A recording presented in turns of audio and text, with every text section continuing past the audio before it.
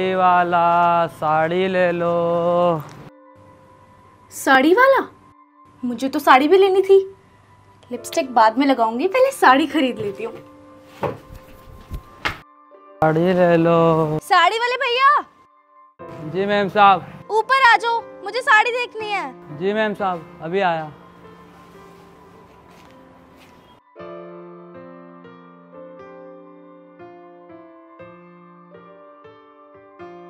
आओ भैया, अंदर आओ। अंदर? हाँ, साड़ी देखनी है ना, बाहर थोड़ी ना देखूंगी, अंदर बैठ के ही तो देखूंगी। आओ। ठीक है।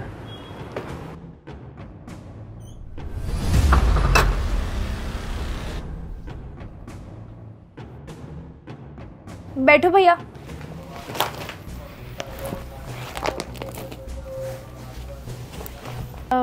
दिखाओ आप कौन कौन सी साड़ीज लेकर आए हो। मैम साहब, थोड़ा पानी मिल जाएगा क्या? बाहर बहुत गर्मी है, गला भी सूख रहा है। प्यास लगी है? 1 मिनट रुको, मैं पानी लेकर आती हूँ।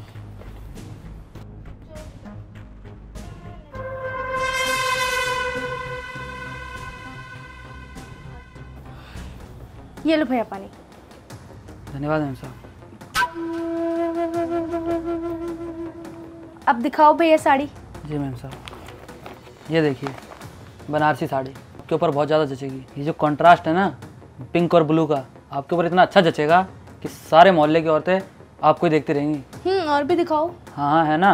अब तो मैं आपको ऐसी साड़ी दिखाऊंगा कि आप भी बोलोगे कि बस क्या साड़ी दिखाई है। ये देखिए कढ़ाई वाली साड़ी। ये साड़ी, इसका कलर तो काफ़ी अच्छा है। कहीं भी जाओगे ना किसी भी शादी पार्टी में तो दुल्हन से ज़्यादा आप जचोगे।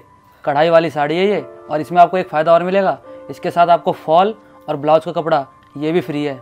ये तो अच्छी है भैया, पर ये कढ़ाई वढ़ाई ना उखड़ जाती है। आपके पास सिल्क की साड़ी है सिंपल? हाँ हाँ, है ना।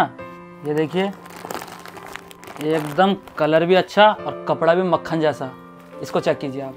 ये साड़ी अच्छी है, आप इसे रख लो, इसको भी रख लो। मैम साहब एक बात पूछूं? पूछो। अच्छा मैम साहब, आप घर पे अकेले होते हैं? मैं? हाँ भैया, फिलहाल तो अकेली हूँ और मेरी छोटी बच्ची है मेरे पास। क्यों, भाई साहब घर पे नहीं है क्या? भाई साहब तो नहीं है अभी घर पे। वो एक्चुअली क्या है ना, इंजीनियर है तो काम के सिलसिले में बाहर रहते हैं महीनों महीनों तक। हम दोनों घर पे अकेले रहते हैं। वैसे घर तो आपका बहुत अच्छा है, काफ़ी पैसा कमाते होंगे भैया, तभी इतना अच्छा घर बना रखा है आपने। हाँ भैया, पैसा तो अच्छा खासा कमाएंगे ही ना, इंजीनियर है। अब पैसा कमाते हैं तभी तो बाहर रहते हैं। भैया ये सब बातें छोड़ो, आप मुझे बताओ इस साड़ी का क्या प्राइस है? 3000 रुपये की है मैम साहब ये साड़ी। 3000 रुपये? भैया ठीक ठीक लेने वाला प्राइस लगाओ ना, ये तो बहुत ज़्यादा है। ये तो शोरूम के प्राइस से भी ज़्यादा बता रहे हो आप। अरे मैम साहब, शोरूम वाले कहाँ, आपने साड़ी भी तो देखी कितनी अच्छी पसंद की है। अब अच्छी चीज़ पसंद की है तो पैसे भी तो उसके अच्छे ही लगेंगे। भैया ठीक ठीक लेने वाला प्राइस लगाओ ना, मुझे लेनी है ये साड़ी, मुझे पसंद है। चलिए ठीक है मैम साहब, आपने मुझे पानी पिलाया है, आपके लिए मैं ये साड़ी 2500 रुपये की लगा दूंगा। 2500? अच्छा ठीक है, आप रुको मैं पैसे लेकर आती हूँ।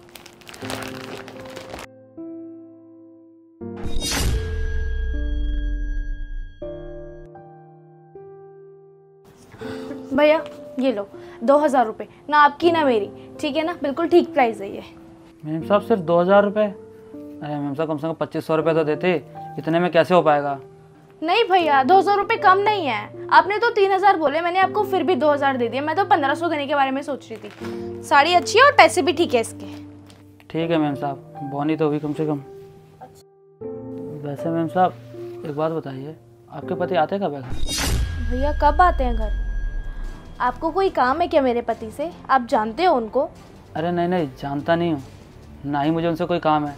अब मुझ साड़ी वाले को भला उनसे क्या काम होगा, वो कहाँ इंजीनियर, मैं एक साड़ी वाला। बस मैं तो अपनी जनरल नॉलेज के लिए पूछ रहा था। वो बाहर रहते हैं, महीने में 1 आध बार आते हैं बस। वैसे एक बात पूछूं मैडम? पूछो, क्या पूछना है अब आपको? आप इस पूरी बिल्डिंग में अकेले रहते हो? क्योंकि जब मैं ऊपर आ रहा था तो मैंने देखा नीचे दोनों फ्लोर पे ताला लगा हुआ है, गली भी एकदम सुनसान, और ये तो सोसाइटी भी पूरा सुनसान है, इसके आसपास जंगल ही जंगल है। आप यहाँ क्यों रहते हो? हाँ भैया, इस पूरी बिल्डिंग में मैं ही अकेली रहती हूँ। वो क्या है ना, सब लोग घर खाली करके जा चुके हैं। मुझे शांति में रहने का शौक़ है, मुझे ज़्यादा शोर शराबा पसंद नहीं है, इसलिए हमने यहाँ घर लिया। अच्छा मैम साहब एक बात पूछूं? पूछो। क्या पूछना है अब आपको? आप मुझे जानते हो? नहीं, भला मैं आपको क्यों जानूंगी?